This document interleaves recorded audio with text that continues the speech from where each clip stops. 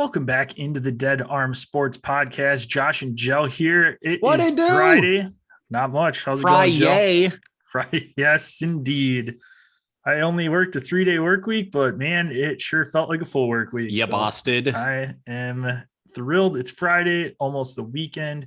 Have the Zurich to look forward to. Already into the second round today while you're listening. Got so Zurich. It's going to be a good weekend. All right, Joe, question of the day today. The age-old question we're going to try and solve here. Let's go. Is a hot dog a sandwich? I love it. No, it is absolutely not a sandwich. It is a hot dog. I think they're completely different things. I also don't consider a burger a sandwich, although a burger is more of a sandwich than a hot dog. I think a sandwich has to be between... I don't consider a hot dog bun 2 pieces of bread. I consider it what do you I don't know, but you could also say a roll would count as a bread, but does a hot dog bun count as a roll? Not really. I mean, would you you say a brat is a sandwich? I wouldn't say that either. It's not like an open-faced sandwich where an open-faced sandwich is just straight up. There is just, the one piece of solid bread at the bottom. But a sandwich to me has to have a piece of bread on the bottom and a piece of bread on top, which a hot dog should not. If you have a hot dog that does fit under those constraints, that's a shitty hot dog. So no, I think a sandwich, unless it's called an open face sandwich, has to have a bottom piece of bread and a top piece of bread. I just consider a hot dog, just like I consider a brat a brat. It's not like you consider a taco a sandwich. It's the same thing.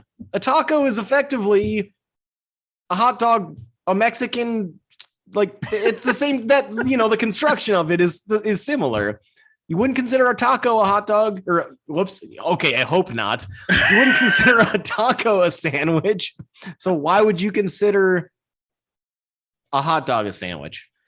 I'm on the exact same page as you. A hot dog is not a sandwich, but to the point that you made on that, with it not being 2 separate pieces of bread, that's what I was thinking with earlier in the day. But then I got to thinking, if you go to a Subway or a Jimmy John's, they don't slice all the way through that bread. They slice through like 3/4 and then put the meat and cheese in there, where it's technically not 2 slices of bread. But there's still a defined top and bottom of the sandwich. Like the roll if you go to Subway or Jimmy John's, what side is the top piece of bread. You know what side of the hot dog too, though. You can tell what side is the bottom and top of a hot dog. Yeah, bun. I guess. That's where I'm on. Like I said, I'm on the exact same page as you that it is not a sandwich, but I was trying to figure out, because that necessarily doesn't fit. I didn't think of it that, like, in that sense. Oh, but shit. I don't know. I just consider a hot dog a hot dog. It's I don't 100%. I'm not like, oh man, I really want a sandwich. I'm gonna go get a hot dog. And if you think that way, you are mistaken. Yes. In my eyes. 100%. A hot dog is a hot dog. A taco, I guess, although a taco, with a taco, there's not really like a top part of the tortilla.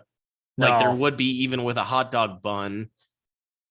But I don't necessarily call a burger a sandwich either, though it's more of a sandwich because you have more defined top and bottom. I would 100% agree with that. But if you're like, oh man, I really want a sandwich, do you go for a burger? Even if it's like a patty melt where it's on 2 slices of bread? Like, yeah. Would you consider that type of burger a sandwich? I don't think so. I just think I want a burger, and that's the type of burger I want. Like, if you don't go up to be like, oh, I want a burger sandwich, I want a hot dog sandwich. You do if you're a psycho. Yeah, you uncultured swine.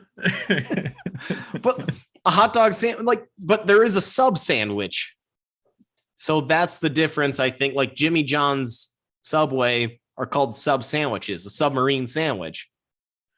not a hot dog sandwich. Yeah. That'd be interesting if somebody opened up a place in, New York or something.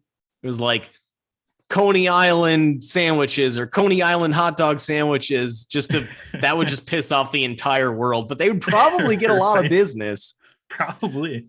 Good marketing plan. Maybe not. Business ideas churning. Yes. Here on the Dead Arm Sports Podcast, live on a Friday. Yes, you can find us at Dead Arm Sports, Twitter, Instagram. Check us out on Facebook. And let us Arm know Sports. if you think a hot dog is a sandwich. Tweet at us. I'll throw a poll out there on the old tweeter machine and see Tweet what everybody thinks on that. Speaking of Twitter, you can find Gel at DasGel. It's at DasJel. I can be found at DasJPEC. That's at DasJPEC. Send us in any questions that you have. Be sure to answer them on our next podcast or hit you back if you need something quick. Subscribe, rate, and review the podcast on your favorite listening platform. Send us a screenshot of that review. Get you some sticker swag sent out in the mail. And as of our last recording, fingers crossed, we're recording on the same evening as our last one, putting this out on Friday due to our schedules, but hopefully this is on YouTube. You can see Gel still rocking the fire, hasn't burned down his apartment yet, so glad to see that. But Gel, sipping on anything fun today? Same fun as I sipped down in the Thursday episode, rocking that boosh. Attaboy. Going bush fishing. Nice. I am still on the White Claw train, switched over to lime. So do you have a preference now between the lime and the raspberry? Yeah, I usually go for the fruit ones. The fruit as in like the sweeter ones. The lime is more refreshing. I'll have that one as a switch up every once in a while, but I prefer the strawberry, raspberry. Lime on a hot day. Nothing. Raspberry if you're just chilling. Just chilling. I agree. Clawing along. I agree with that. All right. Look at you. Are going to kick the show off today with a little fun piece of news here. Former Seattle Seahawk Marshawn Lynch is now a part owner of the NHL franchise Seattle Kraken. Very minority owner, as I am sure, but pretty cool. Got ties to Oakland. That's where he grew up, but obviously played with the Seahawks for a while in Seattle. Pretty much he had a decent start to his career in Buffalo, got traded over to the Seahawks. And obviously we know beast mode came into effect in that Seattle. Game against the Saints. That was when beast mode was activated, when that play against the Saints, when he shoved over, stiff armed the hell out of two, maybe a third defender. Yeah, I think he ran through two guys, like somebody up front, stiff armed two guys and ran through another guy at the end to meet the end zone. That was beast mode activated, and that's when Marshawn really became a little bit more of a household name, where in Buffalo he was a good back, but he wasn't the back that we all know and love at this point. Yep. What I'm excited about for, as a Kraken fan myself, not that I've watched too many of their games, but I've decided I love their logo. I love their colors. I love their jersey. This is the child in me picking the Kraken. But I'm excited now to see, do the Kraken start getting sponsorship deals with Skittles because of this? Ooh. Maybe. Skittles and Marshawn, that's a pairing, that's better than, red wine and steak type of a pairing. So I see the Kraken getting some sort of Skittles deal here. That's got to be next in line. Got to be next in line. Speaking of deals, Denzel Ward got paid by the Cleveland Browns. Talked about Cleveland yesterday on the AFC North preview, but Denzel Ward, 24 years old, got a 5-year, $100.5 million contract, 71.25 of that guaranteed. Big contract, Gel. Thoughts there? I mean, they're paying all of their stars now. I mean, we obviously saw the Deshaun Watson contract, $243 million, 100% fully guaranteed. That's crazy for somebody who, as we mentioned on the last show, might be in jail for part of that contract, but or suspended for a good chunk of the first season. So, and this is the fucked up way that they did that Deshaun contract. He's only due $1 million this first season. AKA he knows there's a suspension coming. Shady as hell. I hope the NFL just burns the shit out of the Browns for doing that. But moving on, back to Denzel Ward. I mean, we've seen the impact of, well, these impact corners, which Denzel Ward is absolutely an impact corner, complete shutdown. We saw what kind of a difference Jalen Ramsey made for the Rams. Rams might not, they're not the same team without Jalen Ramsey, with that defense. So being able to pair that, a stud pass rusher in Myles Garrett with a stud corner in Denzel Ward, you've got your pass rush lockdown. You've got the other team's wide receiver one basically locked down. I think it's money well spent in a league now that's so passing game focused, so star wide receiver focused. I think it's worth putting down all this money on a true star shutdown corner that Denzel Ward is. Yeah, no, I like it a lot. Like you had touched on, Deshaun Watson is there now. You brought over Amari Cooper. So you're getting some of these big names in, and you definitely want to get the defense going. You got Denzel Ward there, Myles Garrett, obviously on that line. So I like the contract a lot. And it's not really that outrageous for a shutdown corner, like you said. It's relatively friendly for both sides on this, and I think both sides were obviously met at a good point on that and got the deal done. So I like it. They're really following the Rams' strategy in terms of team building and in terms of who they're willing to pay. I mean, Deshaun, Matt Stafford, Amari Cooper Kupp / Odell. I mean, Odell, not this season, but last season. Denzel Ward, Jalen Ramsey, Nick Chubb. I mean, obviously the Rams aren't paying a running back, but my point is they're paying their stars as the Rams have paid all of their stars. And we saw how that worked out for the Rams. It's a star-driven league now, I think, more than ever. And maybe that's why we see the Patriots kind of falling off a little bit, because it's not necessarily as much about just schematics and trying to outcoach. It's now about just, if you got the stars, you're going to be in good shape. So you can't fault the Browns. I don't think for this move they're trending in the right direction by making both the Deshaun move. I mean, obviously we'll see what happens with Deshaun. I mean, when I say similar model also, by the way, I don't mean, between Deshaun and Stafford, I'm not talking personality wise. I'm talking about skill level. Of course, I mean, one of them has a potential alleged serial rapist. The other person, Stafford, is like the best man ever. But, his AT&T commercial, that's so awesome. Like giving kudos to the Lions. Sponsor. Hey. You can hit us up if AT&T, you may hit us up at Dead Arm Sports if you would like to be a sponsor of the show. But point is, they're paying their stars, and that's showing to be the winning model now. So can't really fault the Browns right now. People that are looking to get paid have some wide receiver holdouts to report. AJ Brown took anything Tennessee related off of his social media. Terry McLaurin with the Commanders, and Deebo Samuel took stuff down with the San Francisco 49ers. Came out today. Again, we're recording on Wednesday, the 20th, that Deebo has formally requested a trade from San Francisco. It sounded like San Francisco was willing to meet on whatever money he wanted, but he just wants out for whatever reason. So what are your thoughts there? Do you see any of these three getting moved at all? What are you thinking with this? I think Deebo has to, I'm confused by the Deebo thing as well. He either had to have wanted absolute top of the market money for a wide receiver, given that he's both a receiver and a running back effectively for that. I mean, what is he, probably 30% running back, 70% wide out?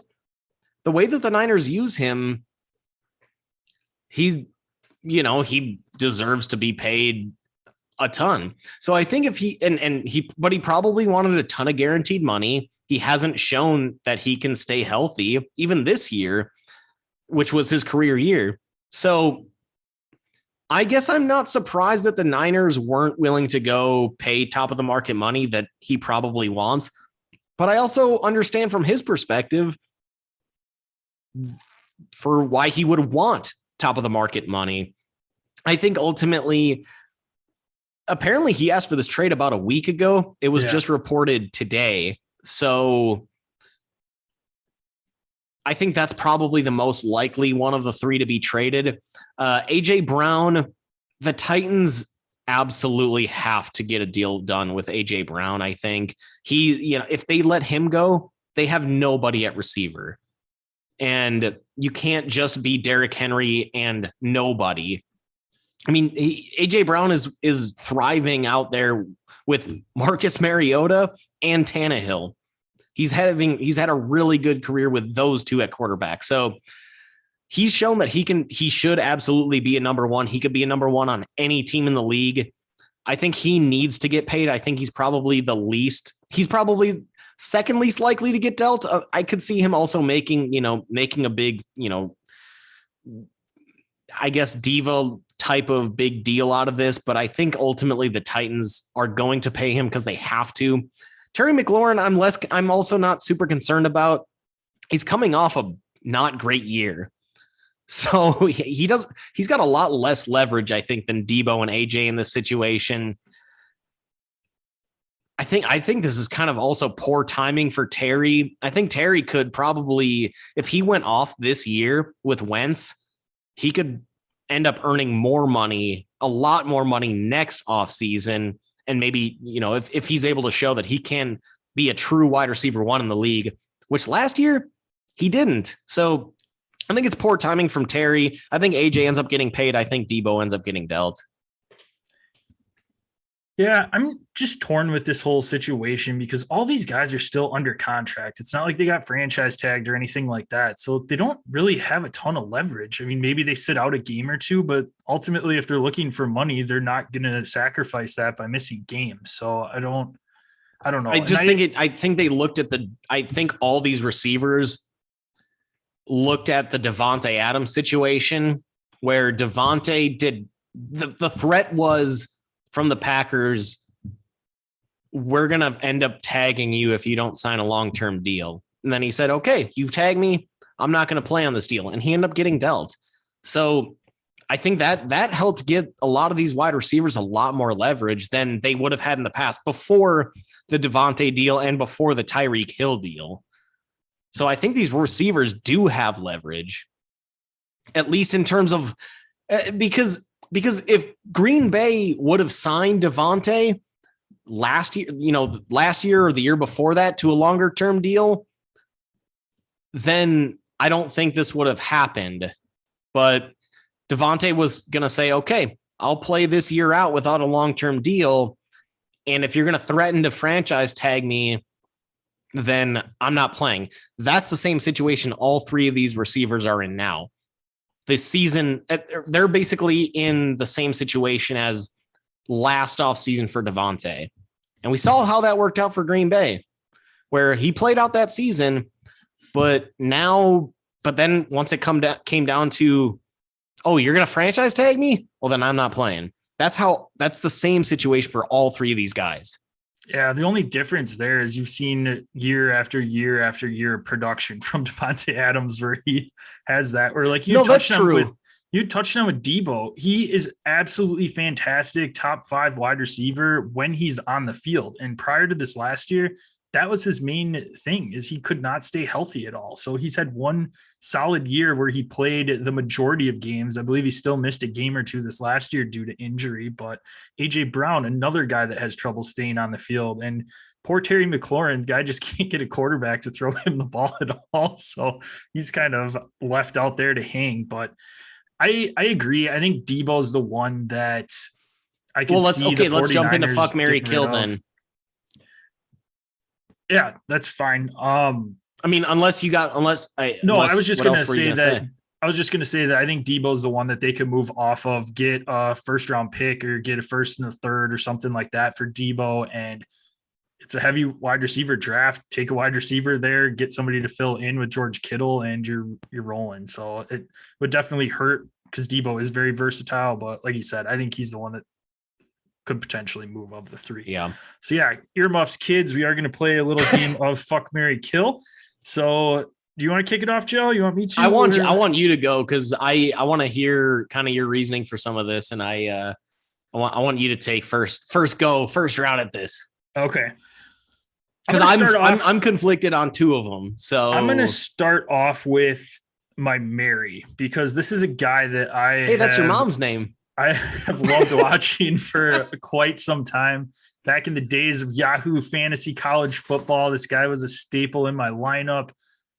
Went to school at one of my favorite universities, and that is Deebo Samuel. So I absolutely love Deebo, have his signed helmet. I mean, I'm a Deebo guy, so I can't do anything but tie myself to Deebo and marry him. And then between the fuck and the kill, that one is tougher for me. I said AJ Brown is my fuck due to he does have flashes where he can put up some very solid games, especially for fantasy purposes. So I'm gonna do that route. And then I'm not really thrilled to kill off Terry. I think he's got a lot of talent, but he just can't seem to get a good quarterback to throw him the football. So I think he's the one that's expendable of the three. Yeah, I'm gonna disagree on all three of these here then. Because I thought the absolute lock for the one that I would marry would be AJ Brown. I think he's the most reliable of these three. He has not been quarterback dependent like Terry has, and Deebo's just too. He just doesn't see the field enough. AJ did have injury issues last year, but when he came back, he was incredible. And his first couple seasons in the league, missed a game or two, but he was amazing. He has just put up incredible production. I think I trust AJ the most. And that's what you ultimately want in a marriage pairing. You want somebody that's trustworthy. And I think I trust AJ the most out of these three. So I'm going to go AJ as my, who I'm going to marry.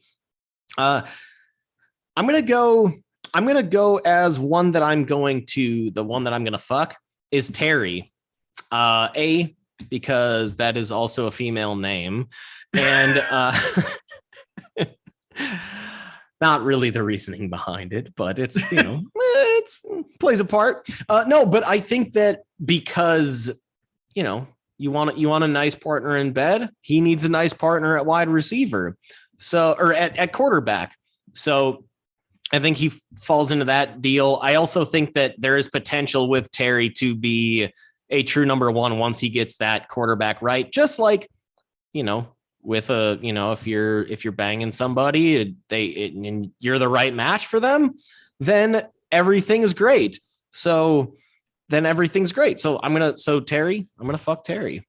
As far as the one I'm gonna kill, it's gonna be Deebo. Just injuries. Too many injuries, too inconsistent. And now with that additional wear and tear that he got this season in San Fran, with his previous combined with his previous injury history before he was even playing running back, I think that signing him to a long-term deal is you're just asking for trouble here. And if I'm San Fran, I'm letting him go. Not with pleasure. I'm not happy to let him go, but if the compensation is right, you send him to the Jets, and again, the Jets, they've got 2 first-round picks or 2 top 10 first-round picks. I say if you can get Deebo for one of those first top 10 picks and maybe a 4th or something, that's a deal that I would absolutely make if I'm San Fran. They gotta get some. As well, they've also got to get some picks back for Trey Lance from that Trey Lance deal, where they gave up a ton for him. So having that, if they're able to send him off, imagine Deebo in with the Jets. Oh, how irrelevant does he then become? I don't know it'd be necessarily relevant because they're still going to work him into the offense, but that would take a lot less of an impact. Fantasy purposes, he's dropping at least a round or two. Big time. Yeah. So that's I'm gonna marry AJ. I'm gonna fuck Terry, and I'm gonna kill Deebo. All right. Good discussion though. Yes. AJ Brown is in the AFC South, and that is where we are headed for our draft preview. If you're just tuning in, if you're looking for any of the East or North divisions, you can catch those on previous episodes. But again, we're going to kick it off with the AFC South today, move into the NFC South to round out the show. Going in divisional order, going to run through some key additions, key losses, and talk some draft strategy, what the teams need moving forward. So starting off with the Tennessee Titans, won the division last year, finishing at 12-5. Added Harold Landry, Austin Hooper, got Robert Woods over from the Los Angeles Rams to fill a wide receiver spot. Some losses, Julio Jones, Janoris Jenkins. So I don't know, needs here. Offensive line, I'd say. Are you confident with the wide receiver core they have right now? Both of these guys are a little injury prone. Robert Woods coming off of the ACL.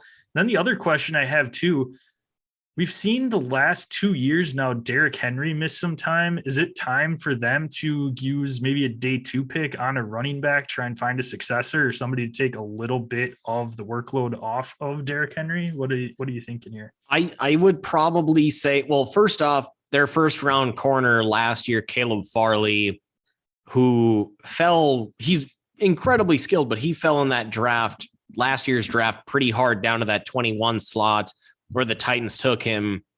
He fell because of injuries. And last year, he was injured all year.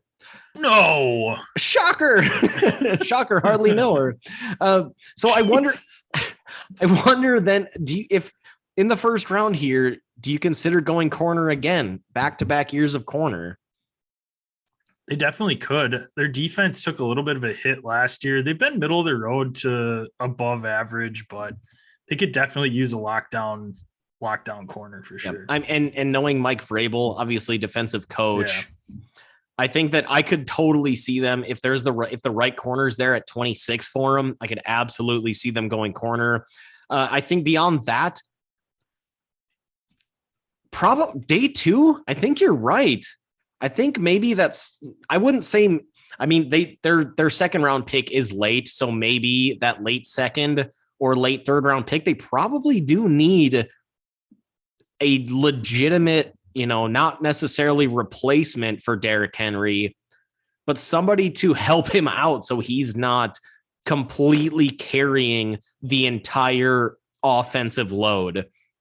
We saw, and he's obviously, last year was the first time he had really dealt with any injuries in his career. We saw in Carolina, though, what they did to Christian McCaffrey. And now that dude, CMC, he can't stay healthy. So, and Derrick Henry, again, he's carried the load now for three straight years, basically. You got to think it's time to get him a true compliment. And I think that maybe that late second round pick, that's probably the time to do it. Oh. I also think just one other position. I think they definitely still need to improve that pass rush, although Bud Dupree did have a really good year for them last year. You can't have enough pass rushers. And then I also have to go to that tight end position, which is quite weak. What is it? Anthony Ferkser is their number 1 tight end. They brought in Hooper too. They did bring, okay. So that makes it a little bit less desperate, but they still, I mean, how long is Hooper going to stick around there for? So yeah. I say probably tight end. Again, that's going to be a later round pick, but I probably go corner day 1. Make sure you get a running back day 2, either in the second or third round, and then build up some just additional depth. And they definitely need a number 3 wide receiver. Yeah. Moving into the Indianapolis Colts, finished a game outside of the playoff picture last year after that tough defeat to the Jacksonville Jaguars that would have clinched the playoff spot. They haven't won in Jacksonville for, I think, 7 years now. Yeah, it's insane. They face them every year, and it's been that long. How does that happen in Jacksonville against the Jaguars? Idea. With half the stadium, or a third of the stadium.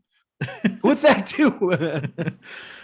Some key additions. Well, they re-signed Mo Alley Cox, got Matt Ryan in via trade. Mo Alley what? Cox.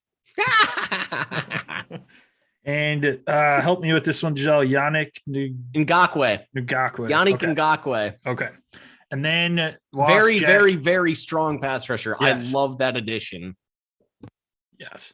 We got Jack Doyle at tight end retired, so he The is no lawyer? longer there. Yes. Sounds like he's Andrew Luck's best friend. Absolutely. Yes, absolutely. Indianapolis definitely needs O-line help. We saw Carson Wentz at times last year just get absolutely destroyed, not very mobile. And Matt Ryan's not any more mobile, and arguably is less mobile. So definitely need to Oh, shore no, up that's that definitely O-line. not inarguable. He's absolutely significantly less mobile. He is a statue. And wide receiver, Michael Pittman Jr. looked pretty solid at times last year, but if with Matt Ryan there, you got to get him somebody else to throw the ball to. He's got hardly any weapons outside of handing the ball off to Jonathan Taylor Thomas, and need to get him some definitely help there. Okay, they don't have a first round pick this season. They did end up in that Carson Wentz trade. They did swap first with the Washington football team. So I'm still going to call them that. Screw the Commanders. So they do their first pick in this draft is at 42. Do you consider here maybe considering a quarterback, a Sam Howell type of guy, letting him sit behind Matt Ryan for a year or two, or are there other needs that you'd rather address with that second round pick? That's a very good question. And I guess it just depends on Indy and what they see in some of these like 3 through 5 guys at the quarterback position. I could see them doing that. They have been just patching together the last 3 years, whether last 6 years, Carson it's Wentz. been 6 different starters. Yeah, no, that's true. Forget Luck's been gone for so long. He's been gone for way too long now. Yeah. Jacoby Brissett. I know it was Brissett, or this will be the 6th. I don't have the full list, but I know Brissett. Brissett, Rivers. There was somebody in between Brissett and Rivers. Let's keep on trucking. No, I mean, they need to find that franchise guy. So if they feel comfortable in a Sam Howell and think that they can get max potential from him, and by having him learn behind Matt Ryan for a year, then you go out and do that. They can't just keep trying to piece together the quarterback position year after try to year grab after 37-year-olds, every single year kind of thing. Exactly. So no, if they see a guy that they like there, absolutely. I think you definitely could go ahead and do that. They do need depth at quite a few different positions, but we've seen them the last 2 years made the playoffs with Phillip Rivers, whether a game out last year from making the playoffs, and you had Carson Wentz at quarterback who did not have a good year. So they could definitely make a decent playoff run this year, and which puts you out of contention for a top pick next year for a quarterback. So if there's somebody there in the second round that you like, I think this is the year to go ahead and try and grab somebody. What do you do now? JT is coming into his 3rd season now. He's going to want an extension coming up either next offseason or during this season. He's a running back. He's going to need an extension. And he's a second round pick. So those contracts only go 4 years. So next year would be his final year on his contract. Let's assume they re-sign him to, an AJ, or not AJ, Aaron Jones type of a deal where, 3 or 4 years, however much guaranteed. Let's just whatever. At what point do you draft, though, a running back to also be with him and to help extend JT's longevity here, because he's an obvious talent and should be a long-term, hopefully 8 to 10 year talent in this league. But again, I just brought up Christian McCaffrey. You can't ride these really talented running backs and expect longevity out of them. So you need to get a second back in there. Nyheim Hines, nice passing game back, not really a true, get it down, throw it down your throat kind of a guy. Do you see maybe day 3 or either late 3rd round, early 4th, they go and try to grab another type of like a bruising type of back here to help, maybe help JT when he's, when it's these red zone type of situations, and you're on the goal line inside the 5-yard line. You just need to get a Michael Turner type to bust through and score a touchdown to help with that JT longevity. Michael Turner, you like that? Yeah, not as much as what was the old vulture from the Chargers? Well, that might have been Michael Turner because Michael Turner went from the Chargers to the Falcons. Oh man, I can't remember who it was. No, it was somebody else that it was just stupid. But anyways, I think this year you just ride with Nyheim Hines. He was a decent compliment to him. Like you said, he's a great passing down back to get JT a little breather here and there. He's capable of getting the ball via handoff. Not that you want him back there doing that, but if JT does need a little bit of a spell, and then maybe next year once JT gets that extension, Danny Wood penis. Danny Woodhead. Gosh, there's somebody else that I can't remember. I'm gonna have to look it up next time you. I'm pretty sure you're talking about Michael Turner.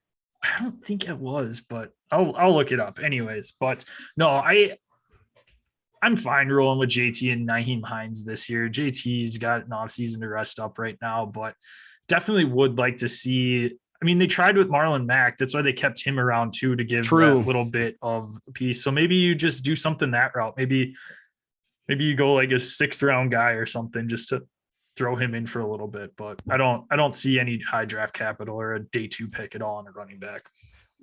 So now with that being said, so we could see a quarterback being taken with that second round pick, the number 42 overall. It's at that point, is it either quarterback or a wide receiver? Because they need somebody to complement Michael Pittman. Yeah, I think that has to be where they go with that first pick. That's what I would do. You need to have somebody else there, especially with Matt Ryan. You got to give him targets to throw the ball to. Mo Alley. Moving on to a surprising Mo Alley, Mo money, Mo surprising bitches. 3rd place team in this division. Somebody that lost their starting quarterback last offseason due to some off the field controversy. The Houston Texans finishing a whopping 4-13. Woof. Some ads this year. Justin Britt, center, AJ Cann, guard, Malik Collins on D line, got him back. And then obviously losses here, Deshaun Watson. So that is a big one. Going to roll with Mr. Mills as the quarterback, at least at this point in time. I mean, Houston Texans, they need quite a bit, but I think, at least for my aspect on it, something I'm looking for them to do, wide receiver, running back. I mean, you have to address those 2 positions to give Mills some help there. The running backs they had last year were absolutely atrocious, dog shit. Not running backs that would start on any Rex other Burkhead team. wasn't getting it done for you. Yeah, or 50-year-old David Johnson or whatever. Yeah, no, but Mark Ingram. You got to give, Mark. Gosh, come on. Yeah, that was the senior living home so, of running, like for running backs. Philip Lindsay too. He ended up getting cut. Yes. So I mean, those are 2 positions that you need to address to help get the most out of whoever is going to be your starting quarterback. Most likely Mills. He had a great season last year for what he was working with down in Houston. I will give him that. Yeah, I think that. So okay, with all that being said, though, you mentioned receiver, you mentioned running back as 2 of their biggest needs, but at number 3, I don't think you take either of those guys. You're obviously not taking a running back. You're not going to take a receiver there either. Mike Tolbert. Oh my God. All right, so, wow. Good call. Mike T. Fuck him. He was the worst. Oh my God. So frustrating. Wow. Yeah. I think in that number 3 pick, though, don't you want to go offensive line? Or do you either have to go offensive line or pass rush? Probably, right? Yeah. No, absolutely. You can't. There's no wide receiver, running back worth that pick in the draft. But after you shore up or draft the top position there, you got to go wide receiver, running back sometime on day 2 early. Yeah. The 3rd overall pick. I mean, you're not reaching for a wide receiver at that point. I mean, maybe that's a point where if they're not comfortable with the lineman or whoever else is there, maybe you trade back a couple spots to somebody that wants to move up, gain a couple extra picks as obviously they're in. The Texans do have a rebuild lot right of picks now, in this so, draft. Yeah, so maybe they move around a little bit to get to where they want in the draft to get somebody and not reach for them. But otherwise, yeah, I mean, you can always use the top 3 pick in the draft an offensive lineman. I'm still seeing I have an issue. I'm still seeing mock drafts with Kyle Hamilton going number 3 to the Texans. Like, put down the crack pipe. There's no way that you're taking a safety there. I mean, yeah, he's a good player. You're not taking a safety at 3. This isn't the Ed Reed era. If it was, maybe you do, but you can't take a safety at 3. Like, as Stephen A would say, stay off the weed. Duh. Like, I don't know. It makes me feel sick to my stomach just still seeing that. It's guys that are credible guys. I'm not going to call him out Daniel Jeremiah or anything, but it's like, I mean, come on, let's get this straightened out here. Are you good? Now, okay, so to be clear, are you good with Houston passing on a quarterback? No pun intended there, but not taking a quarterback this draft as, a replacement for Davis Mills, because like you said, I liked what I saw out of Mills last year. Yeah, no, I'm 100% good with that, because if Mills does fail this year, you're going to end up getting a top pick in the draft next year. And that draft is a lot better at quarterback. So you can Bryce Young, CJ Stroud there. Right off the bat there. Yes. So nope, they're rolling with Mills this year. And at least that's what I would do. For sure.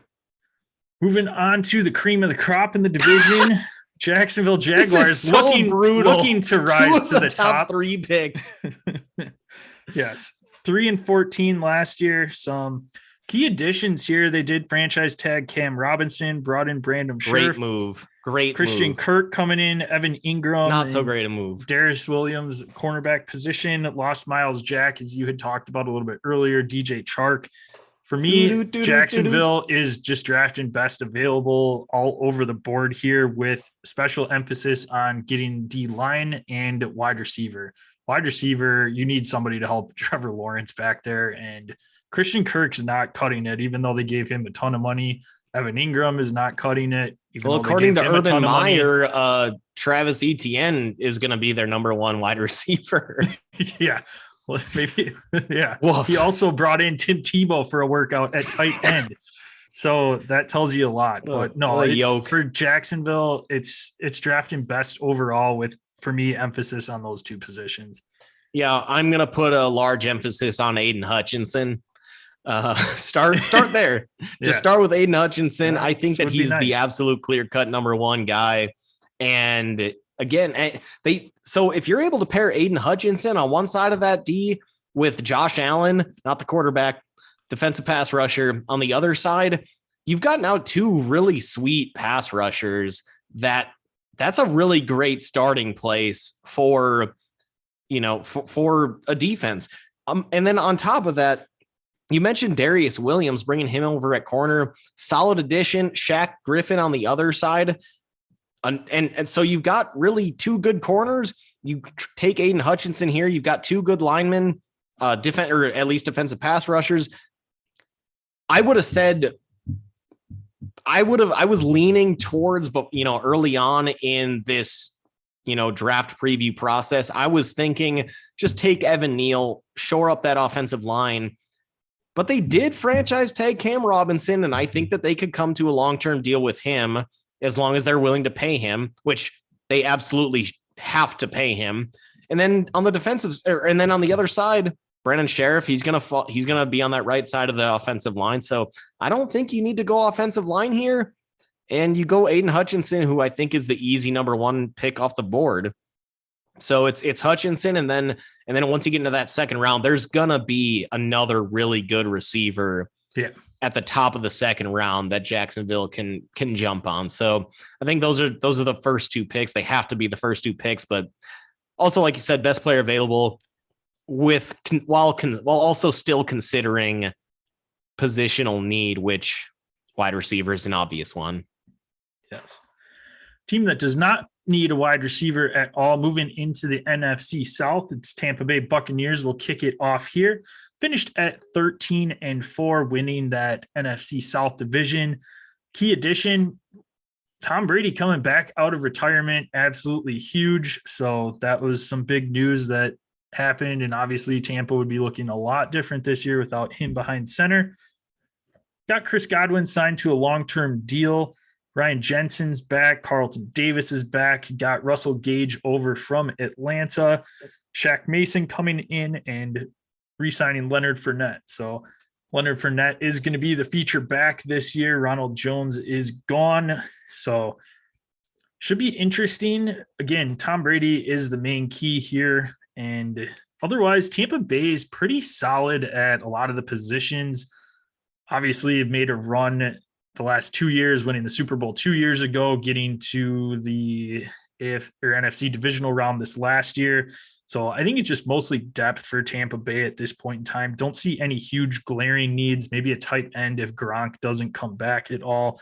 Otherwise, just getting that O-line short up for Brady, giving him time to get the ball down the field and then getting some pressure on that defensive front. Otherwise, Tampa Bay looks like they're going to be clear favorites to repeat in this division.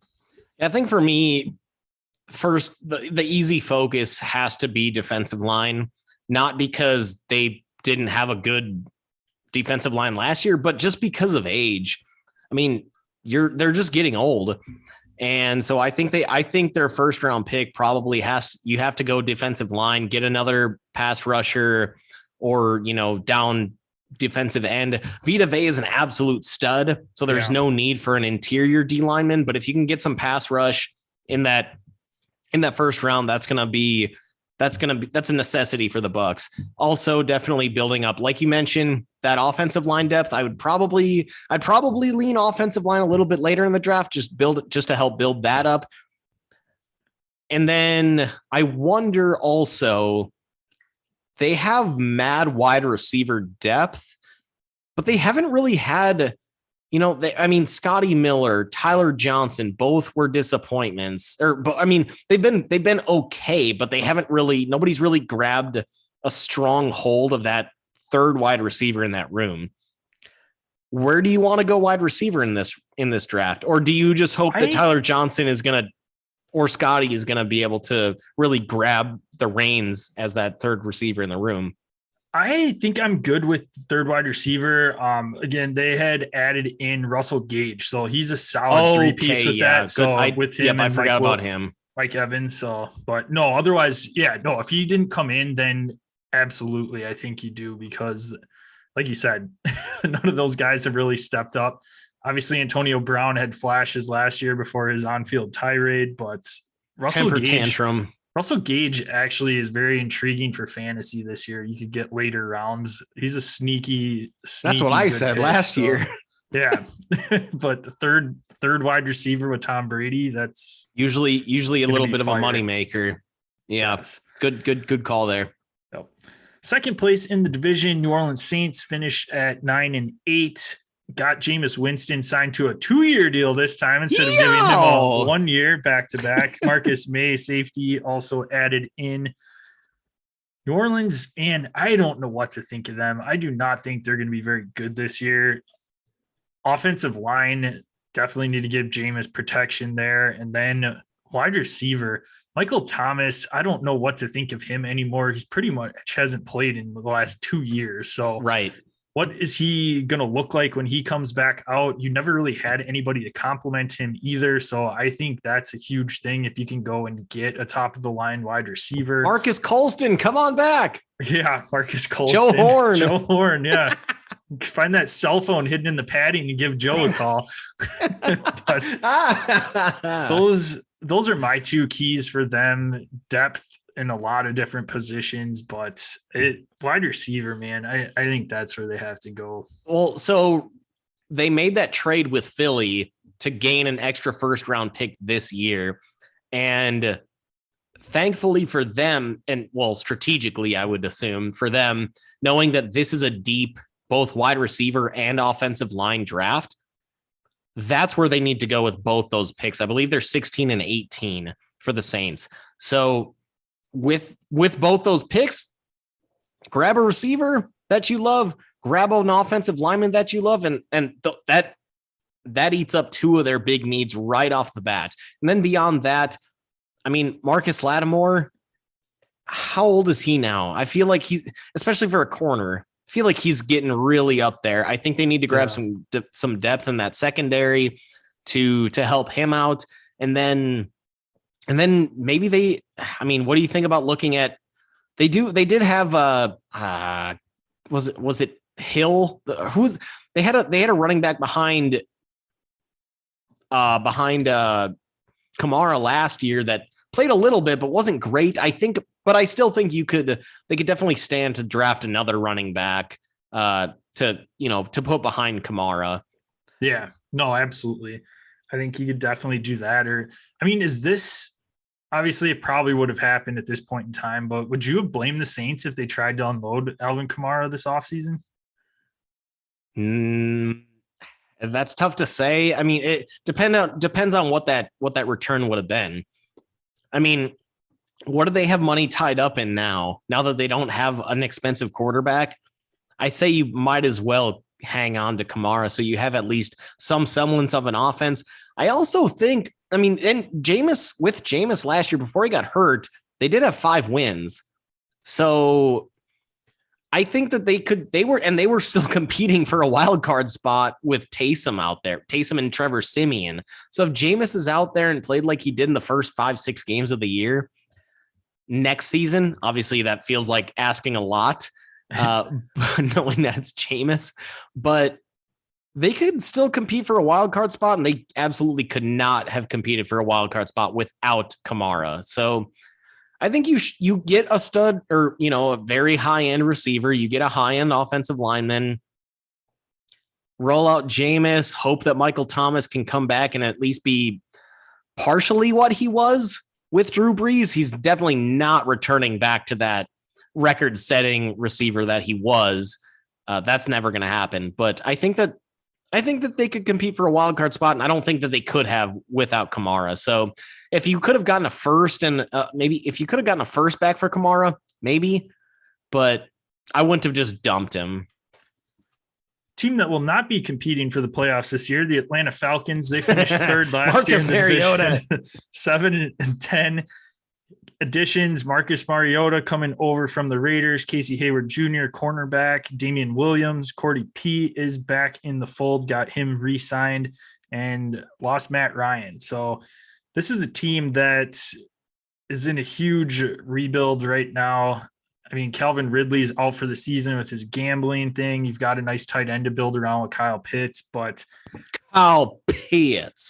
Atlanta quarterback and wide receiver are my two huge glaring needs for them. Marcus Mariota is not a long-term answer at all, and you don't know what to expect with Calvin Ridley. He took 3/4 of the year off this year dealing with mental health stuff. And now missing all next year too. And now missing all of next year. So you can't trust him going into the future at all. So wide receiver, quarterback, that's where I'm leaning. There's some guys that are saying that Kayvon Thibodeau is falling. If he falls to 8, where the Falcons are drafting, if you're the Falcons, do you go Thibodeau here and try to get, a guy that had been in the past regarded as a lock number 1 overall pick? Yeah, that would definitely be intriguing for me. And you get a key cornerstone for your defense for years to come and see what happens with Mariota. Odds are you're probably going to be picking in the top 10 next year and could get a quarterback then. So yeah, I'd be fine if Thibodeau dropped for them to grab him there. Do you have any interest if Malik Willis is sitting there in that first round pick for them? I was going to ask you the same thing. Is it time? I mean, is a QB time for them? I mean, it's obvious that Mariota isn't the long-term answer. And if that's why I think maybe this is the time to go quarterback, because what are you going to do next off season? Are you going to throw away 2 straight seasons? If you don't take a quarterback this year, then you might as well be throwing away 2 straight seasons, unless you are a major Ritter, Sam Howell believer. and you take him at, take one of those guys at 32 and move up in the draft to, take one of them at 32. I don't know. But you can't have 2 straight seasons where you're just throwing this away, which this season seems like a tank job. I mean, I guess next off season, yeah. If this is a true tank job, next off season you get CJ Stroud or Bryce Young or whoever. Ricky, where are you at? Ricky Seals Jones. You get one of those guys, maybe, but you have to plan to then completely tank. Then you've also got Kyle Pitts going into his 3rd year with a rookie quarterback, and you're going to be relying on them making a sharp connection immediately. So I think maybe I don't know, Malik Willis, not the worst, and behind Mariota, similar playing style. Yeah. You've also got Arthur Smith there, who as their head coach, who coached Mariota in Tennessee as their QB coach and then moved into that offensive coordinator role. So he knows how to play with these running quarterbacks. This could be where Malik Willis goes. Yeah, no, you kind of talked me into it a little bit. I think I'm leaning. I'd like to see Malik Willis go there. The only thing that would concern me with it is he is a quarterback that needs to take the Trey Lance route, where maybe if Mariota gets hurt or you're getting blown out, throw him in for the back half of the game, just a quarter. But Atlanta fans, which unfortunately Mariota does him. have that injury history too, Yes. which does need to be considered here. If Mariota's hurt in game 2 and you draft Malik Willis, and you have to throw Malik Willis in there game 2, second half, like you're just asking for trouble there. That's the only thing that scares me. Or if Atlanta gets gets down to 0-3, their fans are going to be wanting Willis to come in, and there's going to be a lot of pressure to do so. So that's the only thing I think that concerns me with this. But otherwise, I do like Malik Willis going to Atlanta. I just think it makes sense for the Falcons, for them to. Do you tank 2 seasons? That'd basically be 3 straight seasons that they would be doing to then get a Bryce Young, who knows? He's a 6 foot tall quarterback. I mean, he's no lock to be a stud. None of these rookies are. So CJ Stroud, has any Ohio State quarterback really worked yet? The jury's still out on Fields, but it really hasn't lately. So who knows what Stroud's even going to look like in the NFL? I don't know. I think maybe this might be the time at 8 to grab, if you can get a Malik Willis. If it's Kenny Pickett, I'm a lot more willing to pass if he's the next QB, if he's the QB that's available. 100%. Another team looking for a quarterback, Carolina Panthers. They did not add one this offseason, but they did bring in Xavier Woods, Austin Corbett, Dante Jackson, Johnny Hecker coming over to punch. Johnny. Lost Johnny AJ Bouye. Otherwise, Carolina, they are a mess right now. Gave DJ Moore a nice extension this offseason to get him locked in. I did like Terrace Marshall Jr., so wide receiver room, I think, is okay in Carolina. But quarterback, I mean, it's got to be quarterback and offensive line. You got to get protection in there. You got to get run blocking for Christian McCaffrey. Obviously, he's your focal piece if he can stay healthy and stay on the field. But they tried the Sam Darnold experience last year, tried to get some butts in the seats by bringing Cam Newton back last year. He was a shell of his former self. But they have to go quarterback at some point early in this draft. Kenny Pickett, possible here. I mean, this is Matt Rule is fighting for his job. Yeah. And Kenny Pickett right now is looked at as the most, NFL ready type of guy. Granted, because he's 23 or 24 years old and he's had 5 years of college ball. I think this would be a massive overdraft in my opinion, but QBs always get overdrafted.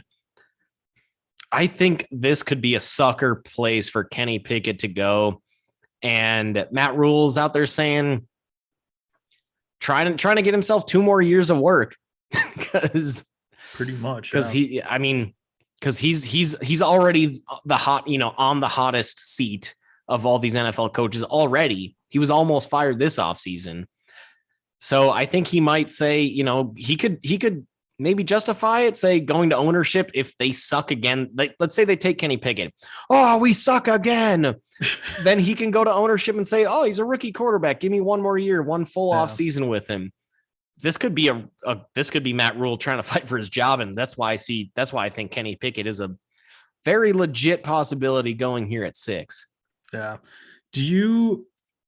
I guess to close it out here, do you see Carolina on draft night trying to make a trade for Jimmy G, Baker Mayfield? Do you see them bringing them in at all? I don't like either of them in Carolina really, but do you see Carolina saying at 6, we're not really comfortable taking a quarterback there at all, and we're willing to throw 6th or 7th, because there really isn't a market for Jimmy Garoppolo or Baker Mayfield. There isn't really any other team that needs a quarterback at all going into the season. I mean, yeah, there are, but most of the other teams are just content with what they have right now rolling into the season. Do you see them maybe trying to throw a lowball pick, 6th, 7th rounder for one of those guys and then just riding into the season with them? Granted, Jimmy G's probably, we don't know when exactly he's going to be in football shape, but you'd have to send away Darnold in that deal, because you can't, if you combine Jimmy G, his salary plus what Darnold is making, you're talking about what does that add up to? I believe Jimmy's making 28 this year. Darnold's going to be making 18 or 19. You can't have those two on the books. Same thing with Baker. I believe he's at 18, 19. Darnold's going to be at 18 or 19. Can't have both of those guys on the books. It would make sense, I think, for both teams, both the Niners, Trey Lance as your starter, bring in Darnold as the backup in case, if Lance goes out there and gets hurt, or for the Browns, probably more appealing, sending Baker over, getting Darnold back. And then you've got Darnold backing up Deshaun in case Deshaun ends up suspended. Then at least you've got Darnold as a backup versus, although I don't know who their backup is right now. Is it still Colt McCoy? No, he's in Arizona. But wasn't it Case Keenum? It was Case Keenum last year. I don't know if he's still there. If he's still there. So you'd have to send away Darnold in that deal. I could see that happening, but how much of an upgrade is Baker over Darnold? I would say marginal. But is Baker going to get the Panthers to a wild card spot? I don't think so. Certainly not to compete for the division. No. And same thing with Jimmy G. I mean, you're fighting for a wild card spot, I think, with Jimmy G. So I could see it happening. I think it would actually, if Darnold were to come back to either the Niners or the Browns for Jimmy and Baker respectively, that would make sense. But if I'm the Panthers, I think you just have to go all in on the future at this point, especially if you're Matt Rule and trying to fight for your job. Yeah. No, I agree completely with that. All right. So that will wrap up our South previews. We will be back with you next week, get you the West divisions, AFC and NFC, and then we are going to start our mock drafts. We'll be getting a little mock draft action. First 16 picks on Wednesday next week when that episode releases. Yes. But we can be found at Dead Arm Sports, Twitter, Instagram. Check us out on Facebook at Dead Arm Sports. If you want to follow Gel, he can be found at DasGel. I can be found at DasJPEG. Send us in any questions, comments, concerns you have about the show. More than happy to hit you back with a response or answer your question on our next podcast.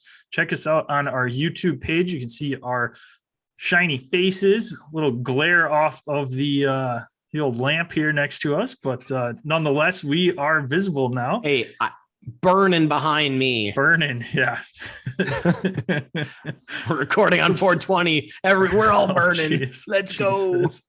Subscribe, rate, and review the podcast on your favorite listening platform. Send us a screenshot of that review. Get you some sticker swag sent out in the mail. Gel, where can they find us as you take a sip of beer? Good timing with that one. Thanks a lot. Cut that one short. That's all right. Hit us up on our presenting sponsor, Anchor. They allow us to do all of our recording, editing, and presenting, publishing for free. hit them up on the web at Anchor, or just by going into your web browser, anchor.fm, or search in your Apple App Store or Google Play Store just by searching Anchor. You'll be able to find it. Again, we were able to do all of our editing, publishing, putting in the sound bites and everything in there for free, and present it to you for free on Apple Podcasts, Spotify, iHeartRadio, and Google Pods. Make sure to subscribe, rate, and review on whatever your chosen listening platform is. Take a screenshot of that written review. Send it to us on our socials at Dead Arm Sports on both Twitter and Instagram, or by searching Dead Arm Sports on Facebook. 5 stars, please. That helps. Yes, it does. Make sure to tell a friend, enemy, coworker, your pets, your plants, somebody you see on the street, just shout out, hey, check out Dead Arm Sports. Usually that works. So, help us out if you like the show. Let other people listen to it. Absolutely. Would greatly appreciate it. We will be back after the weekend on Tuesday with the West divisions for both AFC and NFC. That'll wrap up our draft preview. So looking forward to it. Get into that mock draft next week.